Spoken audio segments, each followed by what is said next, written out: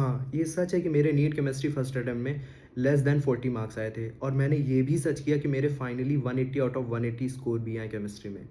तो यार देखो, अगर मैं इस लेवल से 180 आउट ऑफ 180 लेवल पे पहुँचाऊँगा, तो यू कैन गेस कि मुझे वो सारी मिस्टेक्स एलिमिनेट करनी पड़ी होंगी जो भी एक परफेक्शन को अचीव करने में लगती हैं। और फाइनली मुझे हर एक एनसीईआरटी का कोना, हर एक चैप्टर का कोना पता था कि कहाँ से नीट एग्ज़ाम में सबसे ज़्यादा क्वेश्चंस आते हैं, कौन से टॉपिक सबसे ज़्यादा इंपॉर्टेंट होते हैं, कौन से सब टॉपिक सबसे ज़्यादा इंपॉर्टेंट होते हैं। और मैंने सारा एनालिसिस पूरा 10 साल का भी करके रखा था कि मतलब एक भी क्वेश्चन कहीं से छूटने ना पाए। मैं हर एक क्वेश्चंस को 2-2, 3-3 तरीके से करने की सोचता था बिकॉज़ मुझे इस केमिस्ट्री से सबसे ज़्यादा रिपल्शन होता था और मुझे ये भी पता था कि अगर ये रिपल्शन नहीं हटा तो मैं डॉक्टर नहीं बन पाऊँगा, मेरा नीट में सिलेक्शन नहीं हो पाएगा। तो मुझे कहीं न कहीं अपनी इस वीकनेस को हराना था बिकॉज़ अगर मैं इस वीकनेस को नहीं हराता तो नीट मुझे हरा देता। तो यार मैं ये वीडियो को शुरू करता हूँ और सारी इंपॉर्टेंट बातें होंगी और एक समराइज़्ड वे में, फास्ट वे में मैं तुम लोगों को बताऊँगा, तो वीडियो बिल्कुल भी स्किप मत करना। और आई नो कि तुम लोगों के पास समय बहुत ज़्यादा कम है, लास्ट 30 डेज़ बचे हैं, तो मैं जल्दी-जल्दी तुम लोगों का समय बिल्कुल भी बर्बाद ना करते हुए सारी इंपॉर्टेंट चीज़ें जो मैंने डेवलप करी थी केमिस्ट्री को टैकल करने के लिए, वो सारी चीज़ें तुम लोगों को बताऊँगा। तो देखो, सबसे पहले तो मेरे फर्स्ट अटेम्प्ट में 40 मार्क्स से भी कम आए थे, फिर फाइनली मैं 180 आउट ऑफ 180 पहुंच पाया। तो इस वीडियो में मैं क्या-क्या चीज़ें तुम लोगों को बताऊंगा कि सबसे पहले मैंने क्या-क्या मिस्टेक्स अपने प्रीवियस ड्रॉप में करी थी, उन सारी अपनी मिस्टेक्स को कैसे एनालाइज करा था, कैसे उन्हें दूर करा। फिर उसके बाद थर्ड पॉइंट पे आते हैं जो कि इंपॉर्टेंट चैप्टर्स। देखो, वो सारे चैप्टर्स तुम्हें पता ही होने चाहिए जिनका सबसे ज़्यादा वेटेज होता है, और अगर किसी भी रीज़न से वो इंपॉर्टेंट चैप्टर तुम अभी तक नहीं कंप्लीट कर पाए हो, तो तुम्हें एटलीस्ट ये पता होना चाहिए कि उसके कौन से टॉपिक्स हैं जिसमें नीट में सबसे ज़्यादा क्वेश्चंस आए हैं। तो अगर वो टॉपिक्स तुम्हें पता होंगे तो भले ही तुम पूरा चैप्टर ना पढ़ पाओ, लेकिन वो टॉपिक्स को ज़रूर स्ट्रॉन्ग कर लो। इससे होता क्या है कि उसमें से आने की प्रोबेबिलिटी 80 टू 90% रहती है नीट में। तो तुम अगर पूरा चैप्टर नहीं पढ़ पाए तो एटलीस्ट वो वाला टॉपिक पता होगा, उसका फॉर्मूला पता होगा, वही तरीके के क्वेश्चन अगर आ गए तो +5 मार्क्स हो जाएंगे। तो देखो, मैं वो तुम लोगों को सारे इंपॉर्टेंट चैप्टर्स भी बताऊंगा और उनके टॉपिक्स भी बताऊंगा। मैंने एक पीडीएफ बनाई है जिसमें सारे chemistry, organic chemistry, physical chemistry, inorganic chemistry के इंपॉर्टेंट चैप्टर्स और उनके सब टॉपिक, मोस्ट इंपॉर्टेंट टॉपिक्स भी मैंने लिख रखे हैं। तो ये वाली पीडीएफ मैं तुम लोगों को आगे एक्सप्लेन करूंगा। और उसके आगे बात करते हैं तो how I studied in the last 30। ये वाला पॉइंट अभी तुम लोगों के लिए सबसे ज़्यादा इंपॉर्टेंट है बिकॉज अभी सिर्फ 30 डेज बचे हैं और मैंने पर्सनली क्या क्या चीज़ें करी थी इन 30 डेज़ को मैक्सिमाइज़ करने के लिए ताकि मैक्सिमम प्रोडक्टिविटी आ पाए। तो मैंने किस तरीके से अपनी रिवीजन स्ट्रैटेजी रखी थी, किस तरीके से वीक टॉपिक्स को मैंने टैकल किया था और कैसे फिजिकल, इनऑर्गेनिक और ऑर्गेनिक केमिस्ट्री पर। और एक बोनस पॉइंट भी मैं बताऊंगा, जैसे फॉर एग्जांपल अगर इलेक्ट्रोकेमिस्ट्री है तो इलेक्ट्रोकेमिस्ट्री का मैं कैसे फॉर्मूला याद रखता था, कौन कौन से इंपॉर्टेंट फॉर्मूलेज होते, तो वो भी मैं लास्ट में बताऊंगा तुम लोगों को, ताकि तुम्हें ये आइडिया लग सके कि एक पर्टिकुलर चैप्टर से कौन कौन से ऐसे फॉर्मूले याद रखने होते हैं या फिर किस वे में उसे टैकल करें ताकि मिनिमम चीज़ याद रखने पे भी मैक्सिमम प्रोडक्टिविटी आ सके। फिर उसके बाद पॉइंट 1 पे आते हैं कि मेरी मिस्टेक्स क्या क्या थी। देखो, सबसे पहली बात ये थी कि मैं रट्टा कम करता था स्टार्टिंग में। देखो, ये बात ध्यान में तुम्हें होनी चाहिए कि रट्टाफिकेशन चाहिए होता है कुछ चीज़ों में, जैसे कि ऑर्गेनिक और इनऑर्गेनिक। मैंने इनमें ये मान लिया था कि हाँ, बार बार मैं समझने की कोशिश करूंगा तो क्यों नहीं समझ में आएगा। भाई, समझ में इसलिए नहीं आएगा क्योंकि कुछ चीज़ों में एक पैटर्न होता है। इन दोनों में मैंने ये पैटर्न नोटिस किया था कि कुछ चीज़ों को पहले तुम्हें रटना पड़ेगा। जब तुम एक बार रट लोगे उन चीज़ों को, तो जब तुम उन्हें दोबारा पढ़ोगे कुछ दिन बाद, तो आगे पीछे से कहीं ना कहीं वो चीज़ें रिलेट होती रहती हैं और फिर वो धीरे धीरे अपने आप समझ आ जाता था। तो ये पैटर्न मैंने बहुत ज़्यादा नोटिस किया था, तब से मैंने रट्टाफिकेशन थोड़ा ज़्यादा बढ़ा दिया था। भले ही वो उस समय ना समझ में आए, लेकिन कुछ दिन बाद ज़रूर समझ में आ जाता था। फिर उसके बाद एक और चीज़ थी कि फार्मूला शीट। ये मैं बहुत ज़्यादा बड़ी मिस्टेक कर रहा था जिसकी वजह से मैं फिजिकल केमिस्ट्री के काफ़ी ज़्यादा क्वेश्चंस गलत कर देता था। दैट इज़ फार्मूला शीट नहीं मैं बनाया। फिजिकल केमिस्ट्री को मैं फिजिक्स की तरीके लेता था। बहुत लोग तुम्हें कहेंगे कि नहीं, फिजिकल केमिस्ट्री फिजिक्स की तरीके नहीं होती है, बट ऐसा कुछ नहीं है मेरे लिए। तो फिजिकल केमिस्ट्री में फार्मूला होता है, थोड़े कॉन्सेप्ट होते हैं, तुम उसे अप्लाई करो, वैल्यूज पुट करो, आंसर आ जाता था। तो मैंने फिजिकल केमिस्ट्री के लिए बिल्कुल फिजिक्स वाला काम किया था कि एक शीट बनाई थी, उसमें सारे फॉर्मूले लिख डाले थे फिजिकल केमिस्ट्री के क्वेश्चंस के और फिर उन्हें रटना शुरू कर दिया।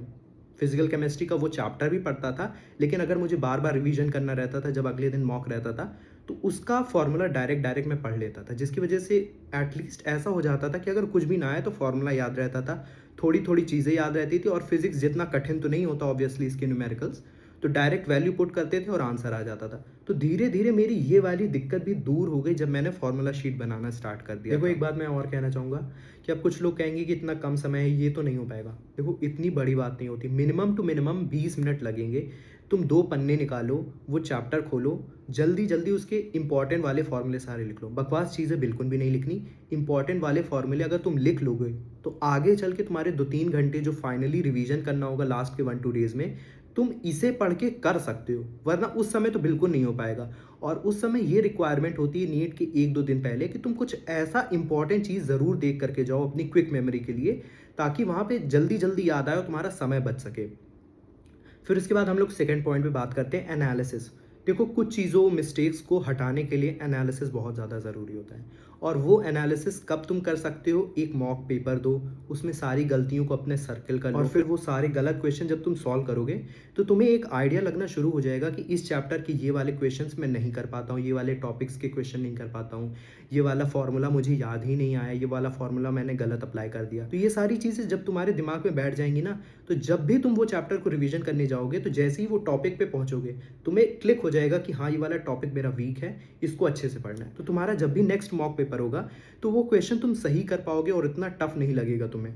तो वही मैं तुम लोग बताना चाह रहा हूँ कि अपनी मॉक्स की मिस्टेक में से वो सारे फॉर्मूले निकालो और वो सारे फॉर्मूलों को हाईलाइट कर लो अपनी फॉर्मूला शीट में, ताकि दोबारा वो गलती ना हो पाए, जिसकी वजह से तुम लोगों का प्लस पॉइंट ये रहेगा कि अगले एग्जाम में वो फॉर्मूले से रिलेटेड क्वेश्चन तुम सॉल्व कर पाओगे और +5 मार्क्स तुम लोग ले पाओगे। इसके बाद हम लोग अपने सबसे ज़्यादा इंपॉर्टेंट थर्ड पॉइंट पे आते हैं, जो कि है इंपॉर्टेंट चैप्टर्स। अभी इस वक्त तुम लोगों को ये ज़रूर पता होने चाहिए कि कौन से ऐसे चैप्टर्स हैं जिसमें से सबसे ज़्यादा नीट में क्वेश्चंस आए हैं, और अगर किसी रीज़न से तुम लोग वो चैप्टर्स नहीं कंप्लीट कर पाए हो, तो एटलीस्ट तुम्हें ये पता होना चाहिए कि उन चैप्टर में से कौन से ऐसे टॉपिक्स हैं जिनमें से सबसे ज़्यादा नीट में क्वेश्चन आए हैं।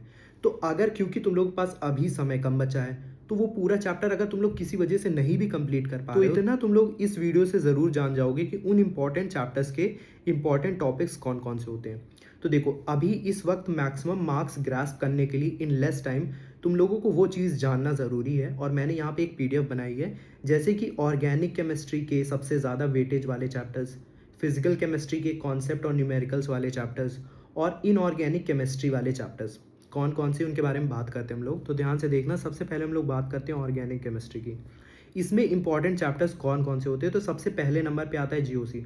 जो लोग एलएन में पढ़ रहे होंगे तो वहाँ पे हम लोगों को GOC 1 GOC 2 टाइप में ये चैप्टर पढ़ाया जाता है, लेकिन सबसे पहले GOC आता है, फिर उसके बाद हाइड्रोकार्बन्स आता है, हेलो एल्केन्स, हेलो एरीन्स, इसमें से बहुत ज़्यादा ट्रिकी क्वेश्चंस आ जाते हैं, और alcohol, phenol, ether, aldehyde, ketones, carboxylic acid, biomolecules मैंने इसलिए लिखा है क्योंकि ये बहुत छोटा चैप्टर है और कहीं ना कहीं इसमें से क्वेश्चन आ ही जाते हैं।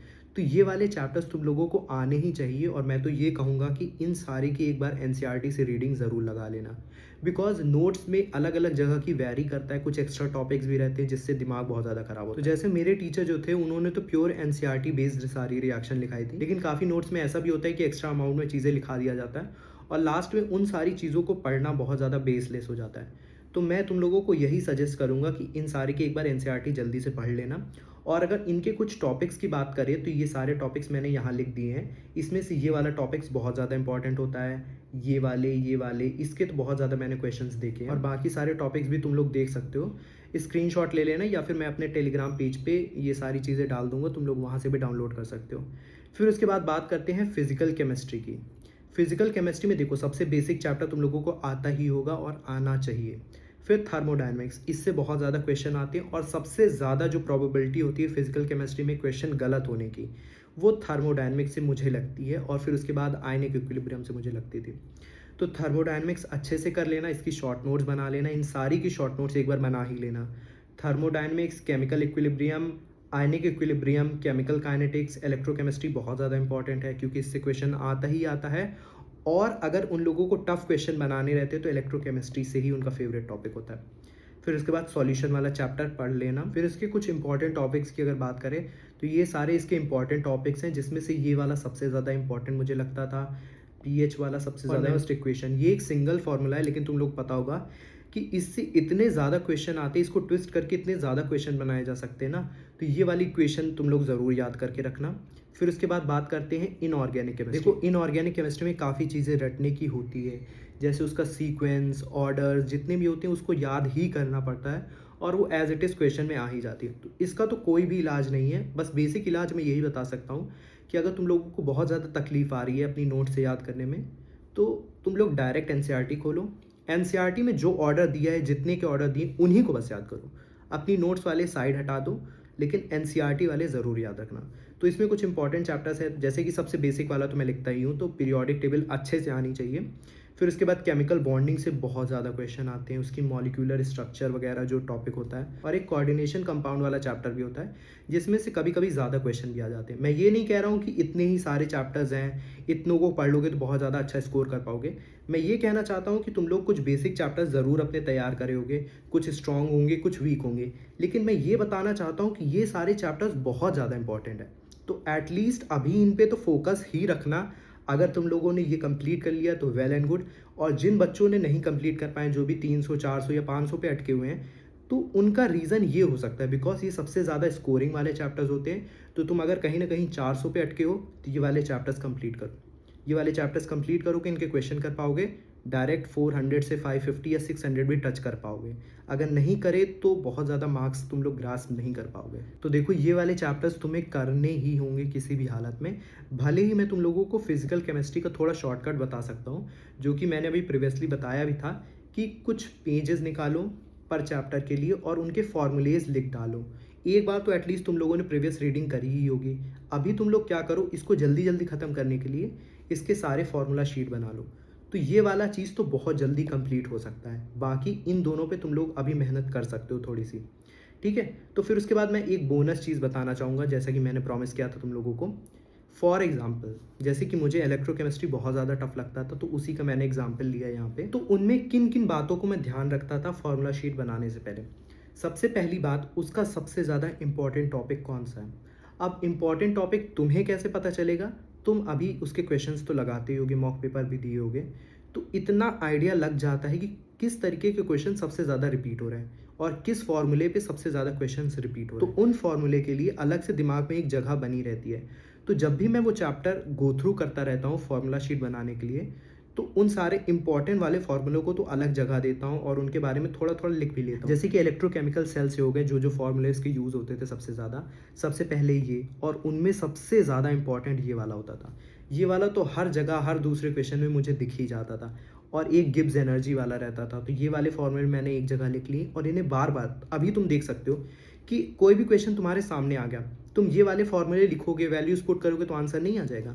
माना कि थोड़ा ट्विस्ट हो जाता है, कुछ वैल्यूज को आगे पीछे करना रहता है, जैसे कि यहाँ प्लस है तो प्लस माइनस, इन सब का ध्यान रखना रहता है। वो सारी चीज़ें तुम्हारी अंडरस्टैंडिंग पे बेस्ड होती हैं कि तुम क्वेश्चन पढ़ के कितना ज़्यादा अंडरस्टैंडिंग ला सकते हो। तो जैसे कि इंपॉर्टेंट फॉर्मूलेज मैंने ये वाले लिख दिए। कंडक्टेंस के कुछ बेसिक्स फॉर्मूले, देखो बेसिक फॉर्मूले हमेशा लिखने ही लिखने होते हैं, जैसे कि ये हो गया, ये हो गया। अगर तुम बेसिक फार्मूला लिख लोगे ना, तो तुम्हें बहुत हाई लेवल के जो ट्विस्टेड फार्मूले रहते हैं उन सबको याद नहीं करना पड़ेगा। जैसे कि अगर बहुत ज़्यादा फार्मूला हो जाता था तो मैं उन सबको नहीं याद करता था, उनके बेसिक फार्मूले याद कर लिए और फिर उन्हीं बेसिक फार्मूले को ट्विस्ट भी कर करके कॉम्प्लेक्स फार्मूले भी बनाए जा सकते हैं। जैसे कि इलेक्ट्रोड पोटेंशियल हो गया, तो ये वाला तो सबसे बेसिक फार्मूला हो गया। ये वाला फार्मूला बहुत ज़्यादा यूज़ होता था। और फिर फेराडेज लॉ हो गया, इसमें ये वाले फार्मूले कुछ बेसिक, जैसे कि तुम लोग भी अंडरस्टैंड कर सकते हो कि ये सारे सबसे ज़्यादा बेसिक फार्मूले हैं। तो ज़्यादा नहीं, तुम्हें सबसे बेसिक फार्मूले तुम्हें लिखने ही लिखने होते हैं और कुछ कॉन्स्टेंट्स की वैल्यू याद ज़रूर कर लो, क्योंकि कभी कभी नहीं भी दी रहती है तो तुम्हें याद ना आए क्या पता। तो उसके लिए ये सारी चीज़ें याद ज़रूर कर लो और इन सारी चीज़ों से हो जाता है। तो मैं यही बताना चाहता हूँ तुम लोगों को कि बेसिक बेसिक चीज़ें तुम लोग बस लिखो और बेसिक से ही तुम लोग कॉम्प्लेक्स चीज़ें भी सॉल्व कर सकते हो। लेकिन अगर तुम लोगों ने इतना नहीं किया, पूरी 50 पेज की नोट्स पढ़ने लगे, फिर तो इस समय नहीं हो पाएगा। इस समय तुम्हें समय बचाना है, स्मार्ट स्टडी करनी है, तो तुम्हें ये सारी चीज़ें करनी ही पड़ेगी। और ये सारी चीज़ें करने के बाद तुम्हें मुश्किल से 10 मिनट लगने वाला है इन सारी चीज़ों को पढ़ने के लिए। और बाकी एक और लिस्ट है जिसमें केमिस्ट्री के इंपॉर्टेंट चैप्टर्स लिख रखे हैं, इसका भी तुम लोग स्क्रीनशॉट ले सकते हो और वेटेज भी इसका दे रखा है मैंने। तो इसका स्क्रीनशॉट ले लो या फिर मैं अपने टेलीग्राम पे डाल दूंगा। और बाकी अगर तुम्हें कोई भी डाउट हो तो नीचे ज़रूर कमेंट कर देना, कोई भी पर्सनल डाउट हो तो नीचे कमेंट ज़रूर कर देना। और अगर वीडियो अच्छी लगी हो तो एक लाइक ज़रूर करना और बाकी सब्सक्राइब कर सकते हो अगर इसी तरीके की इन्फॉर्मेटिव वीडियोस मेरे से देखने के लिए इन फ्यूचर। और बाकी अगर कोई भी पर्सनलाइज्ड डाउट है तुम लोगों का या फिर कोई भी पर्सनल लेवल पे डाउट है तो तुम लोग मुझे इंस्टाग्राम पे फॉलो करके वहाँ पे भी डाउट पूछ सकते हो। I will reply as soon as possible. और बाकी टिल देन बाय।